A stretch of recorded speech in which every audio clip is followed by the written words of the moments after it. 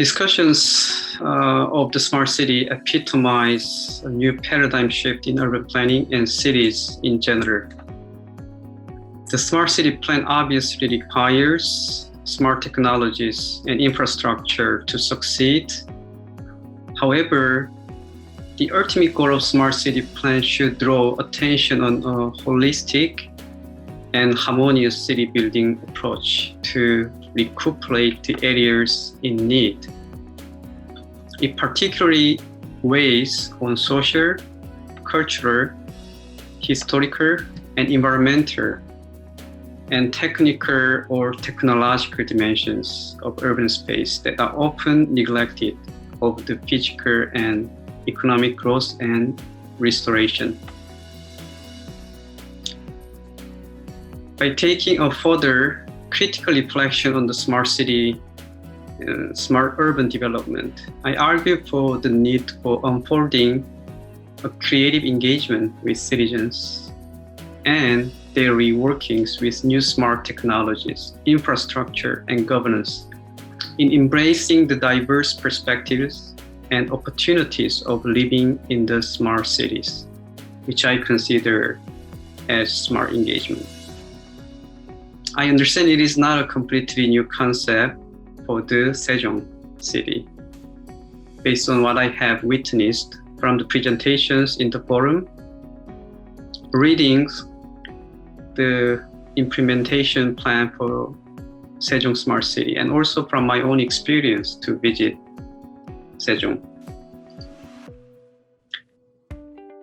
I co-led a study abroad trip to Korea with Gonhwa-oh Department of Geography at University of Washington, where I am, in summer 2019 for the Mapping Communities in the Smart City seminar.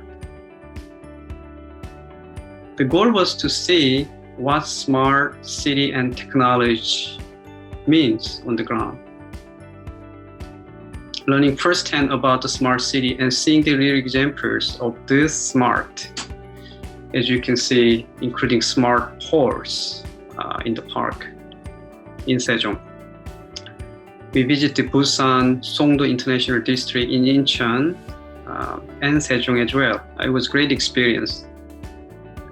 I was particularly impressed at that time by the Sejong's effort to establish a smart governance to draw more participation from the citizens, which was quite distinctive from other cities' approaches to smart city development in Korea.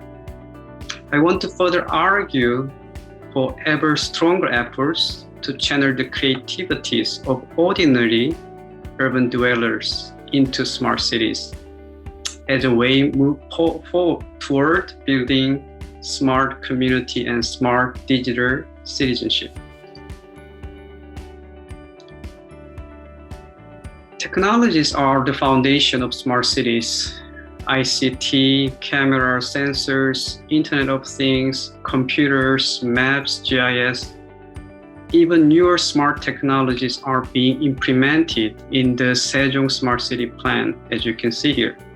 Big data, cloud, AI, blockchain, digital twins. It is important to understanding how these new digital smart technologies and infrastructures become pervasive and interconnected and are also embedded in urban space and people's everyday life.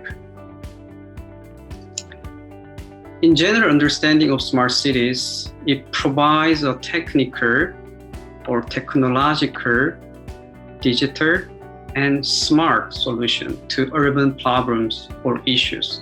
So make cities more responsive, efficient, sustainable, and safe. New visions of smart cities are created and realized. Often work with large corporations like IBM, Cisco, Google, and Microsoft. We will see Google's, more specifically Sidewalk Labs, vision of smart city in Toronto waterfront.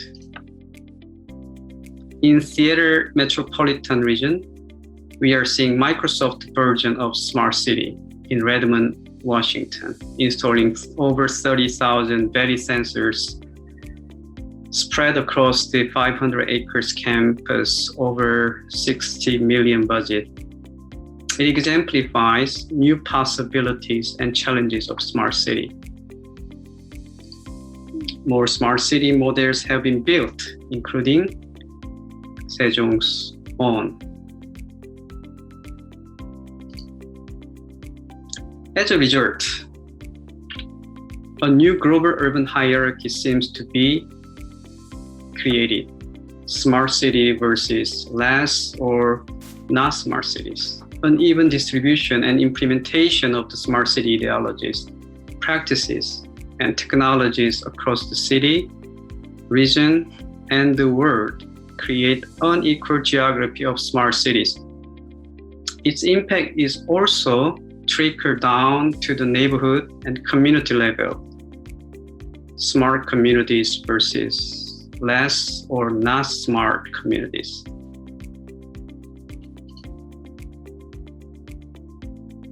Smart city, as we all know, is a combination of two words, smart on the left and city on the right. But I wonder if our focus has been heavily on smart, but not much on cities in smart city discussion though. From a smart city perspective, a city seems to be a set of information, data, and manageable systems that act in rational, mechanical, linear, and systematic ways. The extreme case city as a computer. From an urban planning perspective, and also based on our experience because we are living in the city, we, however, know that cities have a full culture, politics, competing interests, and even wicked problems and tensions. And they are complex and ever evolving, full of independent or interdependent, contingent and relational actors, processes, and relationships. Cities are also difficult to predict and develop in capricious ways. So to me, it is a question of urban, indeed smart urbanism, as the way and mode of life, attitude, values, and patterns of behavior fostered in smart urban life and setting. So for example, Rob Kitchen presented a promise of smart urbanism, as you can see in the slide, with 6 components. I also see Sejong's 7 innovation factors that constitute Sejong's smart urbanism, namely mobility, healthcare, education, governance, culture and shopping, job, energy, and environment, and also, I believe, combination of all 7 factors. Responding to smart urbanism, Saskia Sassen once argued that urbanism, and we can actually include smart urbanism here, must be crowdsourced and, interesting word, hacked. It must be rethought from palatial perspective by putting people and place in the heart of urban planning. To me, it speaks for the importance of creating interconnected places where the city and its citizens talk back and forth and back each other. Smart urbanism enhances the engagement with citizens and improves the way the smart city includes citizens on policy and urban planning process. As an example, you can see here, Setter's hackathon. Sharing for public-private data together is a great example for that. So one of the key points I want to make here is that we need a smart city planning based on a more nuanced and relational understanding of cities. For example, how can we proactively rethink about our own vision of smart urbanism? For whom and for what purposes should smart cities be developed? Are there benefits for certain population or areas of the city and not for other people and space? What about significant urban problems that are left out of traditional smart city models, such as marginalizing communities, failing of school and health system, urban poverty, crime, gentrification, lack of housing, unaffordable housing, displacement, jobs, and so on?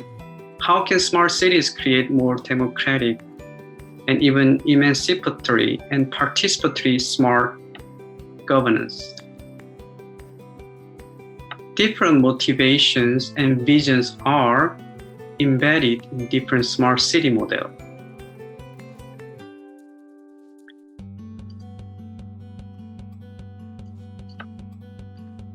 Urban imaginations of the future city seems to be already realized, materialized in Sejong, and I see a clear vision. As you can see in the slide, Sejong Smart City is building a harmonious and happy city for everyone, including often underrepresented people like children, women, the elderly people. Sejong Smart City promotes a balanced development between urban and rural, as well as the old and new city centers, which I consider as smart urban regeneration. I witnessed this by visiting again Sejong in 2019 and also Jocheon, particularly near the Jocheon station.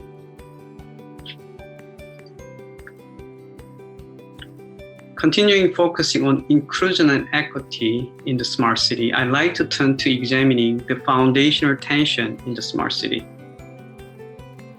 Innovations and new development are key to the smart cities models of urban development, and they rely on phenomena such as the creative economy, R&D, research and development, entrepreneur talent, technical innovation, and startup, etc. This approach sets in play political economic processes that make it harder for many disadvantaged and marginalized urban residents to live in the smart city or to live well in the smart city. Series example. We are routinely in the top of rankings of the smartest smart city in North America, rankings that evaluate the density of sustainability initiative, tech startups, open data initiative, and ability to attract creative and entrepreneur talent. The picture shows the Amazon headquarters, their promotion of the smart sustainability. Yet, in parallel with the developments and efforts to create an equitable smart city, Seattle has also become one of the least affordable cities in the US. We are in the midst of the worst shelter city crisis in the city's history, with unprecedented numbers of homeless people living on the street, low-income families, the elderly, the racial minorities forced to leave the city in high numbers because of housing and living costs. To build an equitable smart city, so these are one of the two cases I want to share, one in Seattle, the other one is in Detroit. Smart Seattle project is launched by a collaboration of the city, King County Metro, Microsoft, and the University of Washington. It characterizes Seattle's smart city, which had charted a little bit different course from other US cities in terms of enabling the collective power of millions smart decisions in real time, including the everyday citizens. As you can see, which I highlighted in the purple line, the plan enabled the collective power of the people. So it's part of the smart governance. Innovation Advisory Council, for example, addresses the city's priority areas of homelessness, affordability, mobility, and delivery of basic services using a lens of race and social justice. Equity areas are identified, and then the focus are given to those areas. So on the map on your right side, the orange area is that equity area, City of Seattle identified. As an example of creative and critical citizen-led, technology-enhanced urban management and efforts, the Detroit Community Technology Project demonstrates another powerful case. It aims to create technology rooted in community needs that strengthen neighbors' connection to each other. It showcases what a digital community platform would be for enhancing of community participation and how the smart city support those who believe technology as something that can stimulate and amplify the abilities of citizens and communities.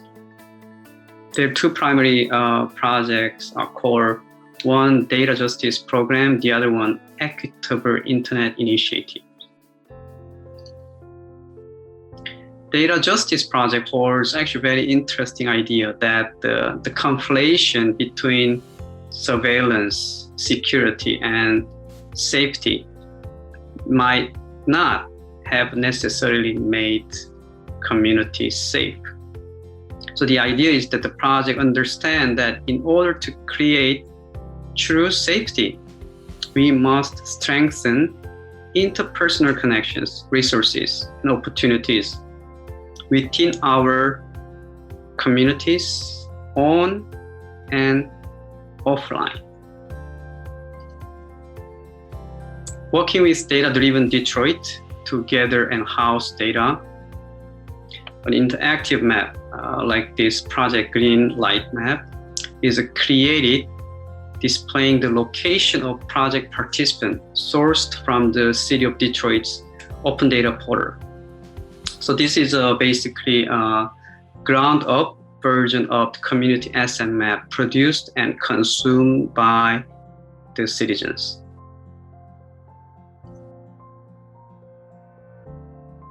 The Equitable Internet Initiative, EII, supports historically marginalized residents to build and maintain neighborhood-governed internet infrastructure that fosters accessibility, consent, safety, and resilience. So Detroit has been one of the country's worst connected cities since 2015. 30% of homes have no internet, 63% of low income have no broadband, over 70% of school-age children have no internet access at home. So Equitable Internet Initiative is trying to create a healthy digital ecosystem that allows the communities to fully realize their right to communicate, participate, and fully engage in all areas of society.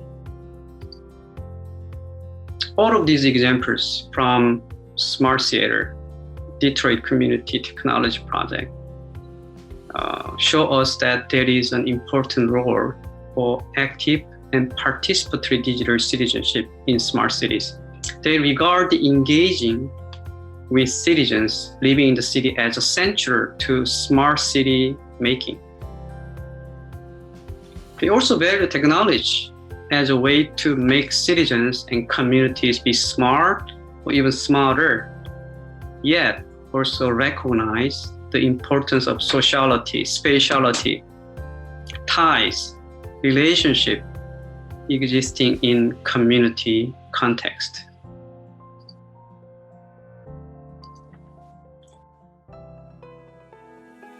Sejong is leading the way, I admit. I'm keenly aware of Sejong's innovative Living Lab process as an outstanding user-driven smart city platform, for example. Sejong can catalyze a creative digital engagement with the citizens through this already established smart governance and engagement infrastructure. They can also lead to create an ideal smart community.